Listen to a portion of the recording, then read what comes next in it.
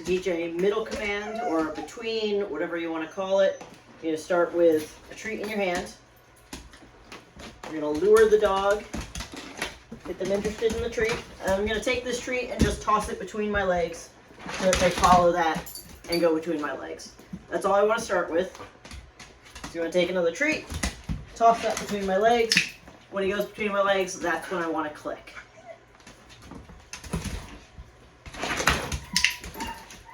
So we're just marking, and this is exactly what we were going to end up doing. He already knows this. So to take that treat, toss it between your legs, and then lure with another one back through your legs, and you can mark that.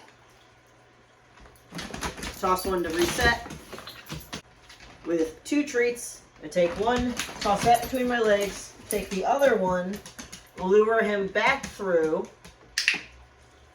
and that's where I'm going to mark. So now instead of marking for just going through my legs, he now has to come back the same way. So we're going to, again, with two treats, one tossing between my legs, the other one still in my hand, bring him back, and I'm going to mark that. Very good. Toss one to reset.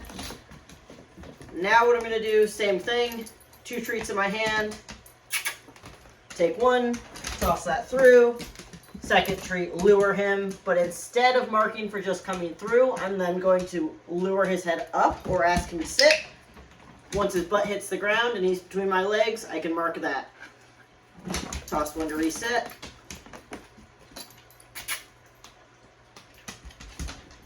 Take one, toss that between my legs, bring him back, lure him up, he sits, click and treat.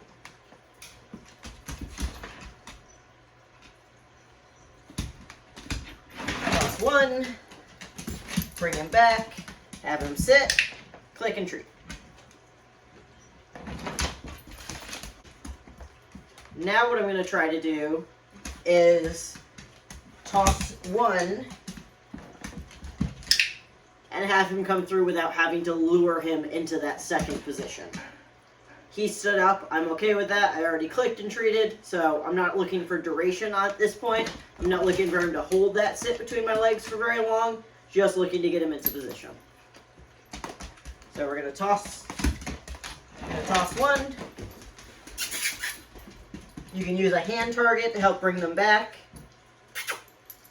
Sit. Once they sit between your legs, click and treat. And the reason we're doing this, having him come towards me instead of having him go around, is to avoid getting tangled up in the leash. I'm practicing this off leash, but practical use, they're probably going to be on leash. So if we've got the dog on leash, pretty. So if they're on leash and we're out in the world and I'm looking to put him into that middle position, and he goes between my legs and then turns around and sits, perfect. We're not getting tangled up. If we do it the other way, where we bring them around behind us and then bring them through our legs, now we're all tangled up. So while this feels a little bit odd at first, it's going to make more sense for practical usage in the future when you've got them on leash. For the most part, practicing off leash is totally fine. It's going to translate to them once they're on leash, but that's why we're doing it in a little bit more of a roundabout way. It's going to help not get tangled up later on. So with him on leash, I'm going to make sure he can still do the same thing. The biggest difference is going to be that I'm not going to toss the cookie as far behind me because now he's on a leash. He can't go super far behind me anymore, and he shouldn't need to go super far behind me. We want to get to a point where he can flip right around in a tight space with me. So I'm going to take the cookie, drop it just far enough behind me that he can get around and turn, and he did perfectly fine. And I'm going to toss one out in front of me, reset, toss one just behind me so that, so not far enough that time. Toss it a little farther. Perfect.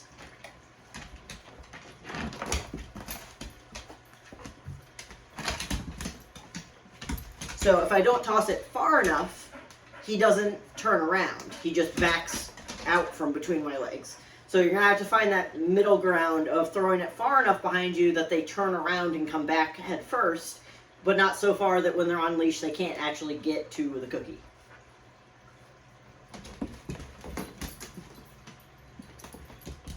Perfect.